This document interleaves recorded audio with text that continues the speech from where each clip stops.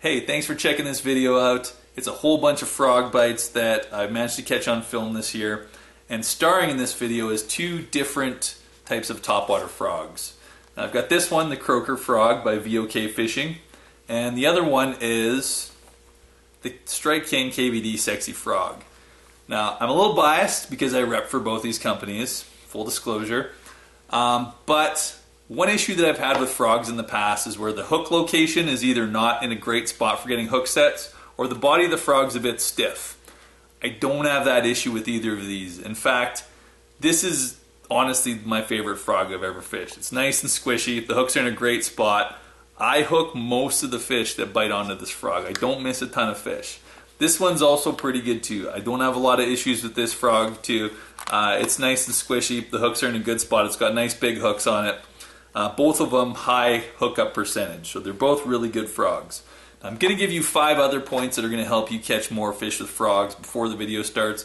If you don't want them, you can just fast forward ahead. It's not going to hurt my feelings. But these are 5 points that are going to help you get more fish on frogs. Number 1, your line. Use only braided line. There's no situation you should be using mono or fluorocarbon if you're frog fishing. Use braided line. It floats, it gets through weeds, it's super strong, and don't use less than 50-pound test. 50-pound is the bare minimum. Some guys use 80-pound, so don't hesitate to go heavy on your line.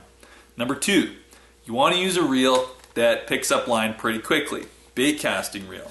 And nothing under 7:1 gear ratio. You ideally want to be above 7. You can try if all you have is like a 6.3:1, by all means go ahead.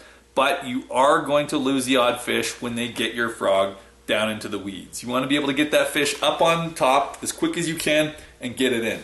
If you have a slower reel, you might not be able to get the fish up on time. So 7:1 or higher. They even make 9:1 reels now. If you got that, by all means use it.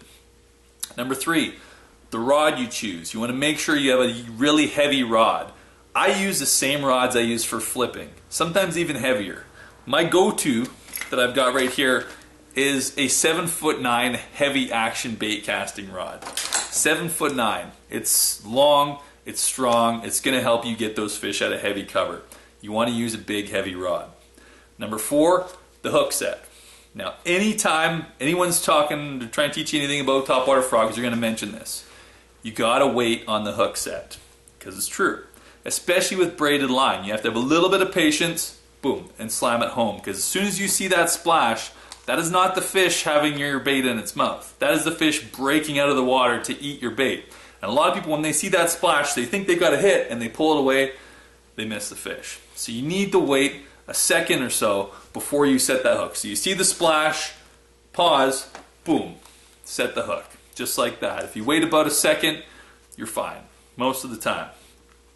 Finally, the last one is to vary or retrieve. Some days the fish are going to be super aggressive. They're going to smash that frog when you're reeling it in really fast. Other days you got to just kind of crawl it along. Sometimes you got to do like a stop and go as well. So you want to keep switching up the retrieve until you find something that works for the day that you're fishing. Now, if you follow those 5 tips, you're going to catch more fish on frogs. That's what I've got to say. Now, please check out this video. Enjoy. If you don't like country music, you can by all means cue up something else. That was just my personal preference for the video, but it took me a long time to edit, and I hope you enjoy it. Thank you for watching.